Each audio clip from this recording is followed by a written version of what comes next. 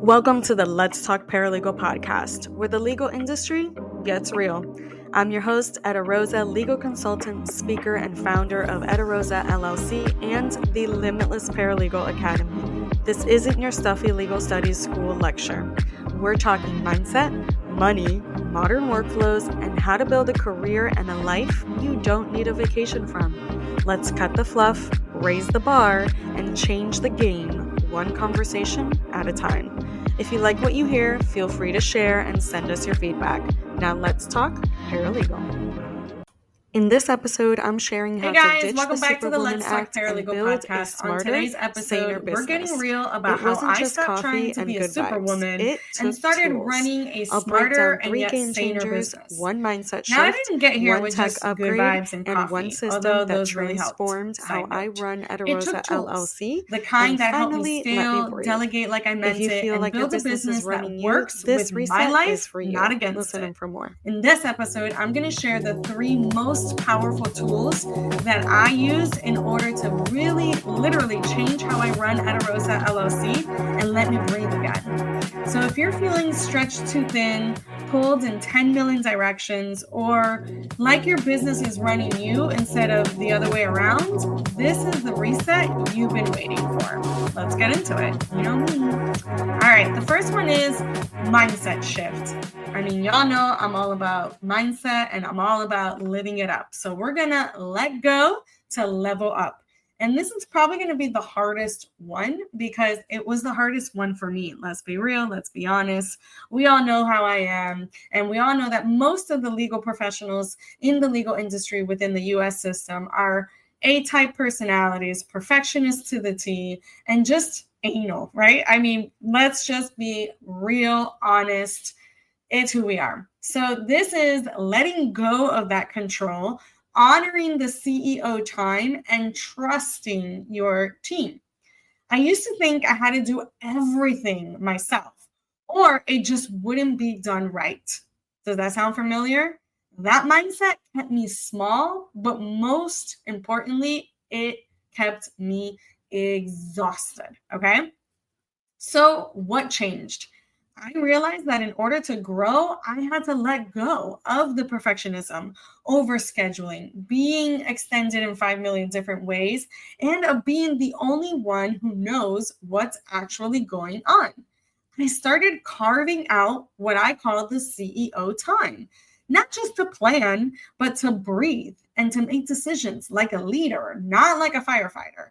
I began trusting my team, not just delegating tasks, but giving them the space to own the outcomes, the accountability, deadlines driven, but also with clarity and precision.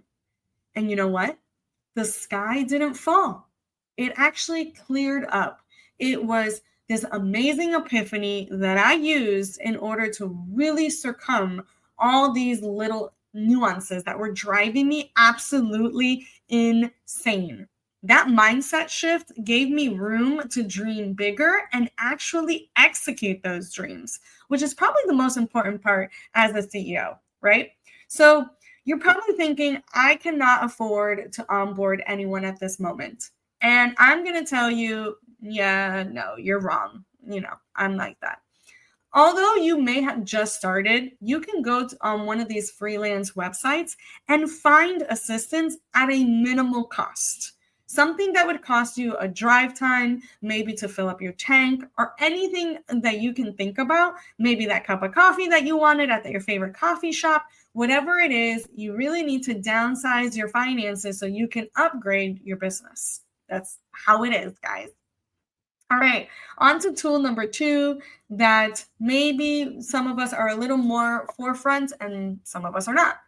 You gotta stack your tech, okay? So from the bare bones of our Google Suite, I had Google Suite, Google Workplace from the beginning to a fully functional tech stack, okay? Now I'm talking, we went from working just on one thing. So like Google Suite, Google Docs, Google Sheets, Google Calendar, Google everything, and it was amazing.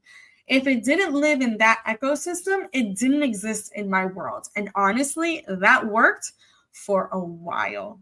But then we grew and I needed more structure. I needed more Divergency. I needed my team to be full and flowy and do the things that they needed. So we started adding text that integrated into our ecosystem, which is Google Workplace. Now, this can look different for you. You can use Microsoft 365 just fine. They have the same setup.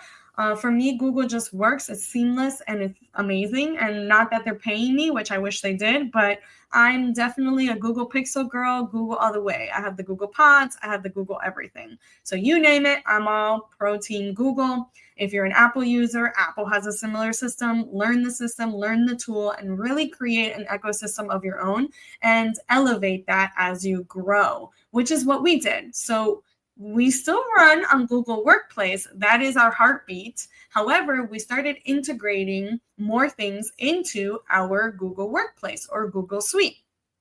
We started integrating invoicing, and we started integrating email management and calendar management and automizing most of our things. So we use a calendar system that streamlined our scheduling and killed the back and forth, because I hate a back and forth. We started doing our invoices automatic, making them look pretty and professional and efficient, sending automatic reminders. Hey, by the way, you haven't paid, you need to pay, without us manually having to track all of this.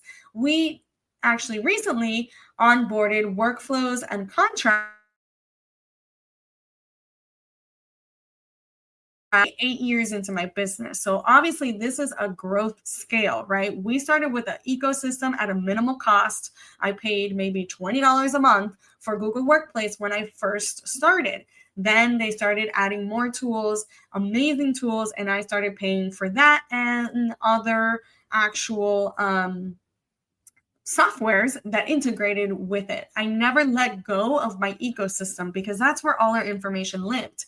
Now that we're transferring to a CRM, it's still integrated with our Google system. Regardless, my people are still working through the Google Workplace within our CRM because everything integrates with each other and everything talks to each other. And that's the best way to keep your information and not lose it and not having to transfer that information because, that is a nightmare and a half.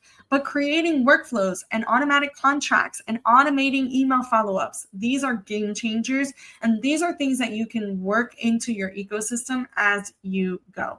All right. Minimal cost. I spend maybe $80, $100 a month, maybe on all the software that I tell you about, because it all integrates together and all marries together. It's perfect. But yes, we still run through Google. Like I said, I am a Pixel girl and I am proud of it. My business is now automated, but it's very deeply personalized. I found out that these email campaigns that are super automatic, non-personal, it doesn't work. It doesn't work. We don't get the feedback and the engagement and the conversions that we need when it's just boilerplated. They can tell if it's automated by an AI. They can tell that it's not personalized, and no hi first name is personalized. You got to personalize it. You got to give it a you got to give it something. And so, yes, we do one by one, but we enter them into a workflow that will automatically do the follow-ups for us because we want it as personalized as possible. The lesson: don't wait for perfect. Start simple and build what works as you grow. You're going to have different needs. The more you grow, the more you develop. This is all about space.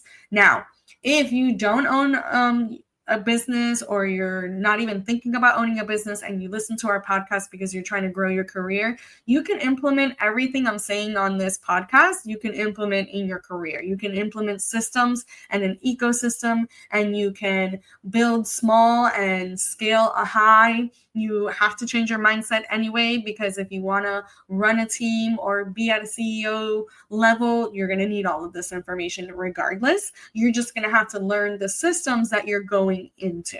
All right.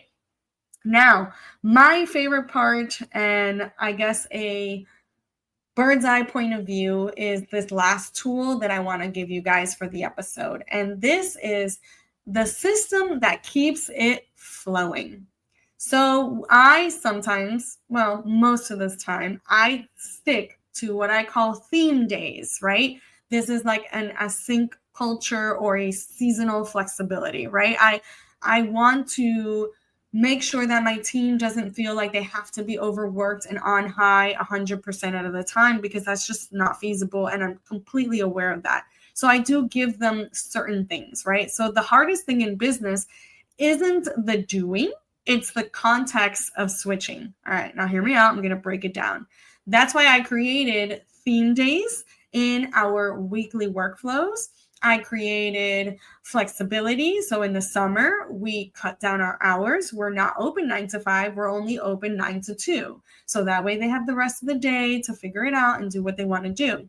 Most of my people are part-time anyway, so they have that flexibility. I'm well aware that I'm not their only client, but for the admin people that actually work for me only, they have these theme days.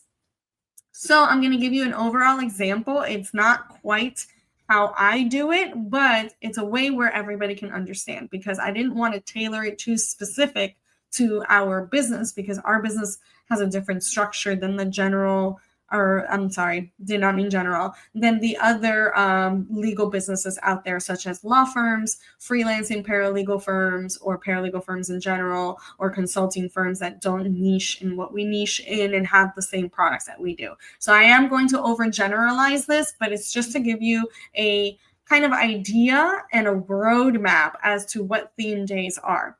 So, for example, Admin Mondays. This is team updates, inbox review, and operations, right? This is a day where y'all get together and figure it out and do all the tasks and kind of really powwow it out. This is really what's going to help you guys. Tuesdays and Thursdays, those are strictly for client meetings, for service days, for consulting, for in-person things, right? Anything that I physically have to be somewhere or travel to or really spend my time on, this is very client-centered. And then Wednesdays is more of a creation day, right? So in our world, it would be podcasting or social media content or product building or something more creative, right? We want to start creating new products. We want to start creating conversations. Whatever it is, those are our Wednesdays. Now, this is an ideal week for us. It's somewhat similar to what we do, but obviously not to the T. Again, it was just to give you an idea. This structure, it gives you more peace of mind, right? It gives you momentum. It gives you summer hours, maybe fall hours, whatever it looks like for you, maybe winter hours for those of you that live in those really brutal winters where you're, it's like really nice outside, I guess, but it's like it gets tiring because of the snow. Maybe for you, it's not the summer. Maybe it's the winter. I don't know. Up to you. World's your pickle. You figure it out. But, I have kids and I have a business and I love the sun and I love flexibility and I want to stay healthy, which is also wealth, right? I want to build wealth in every aspect of my life. So I need sanity. I need structure, and theme days are amazing. Another thing I do, which if you don't follow us on YouTube, please do. I have a whole video on this, is building a day that works for you on a calendar.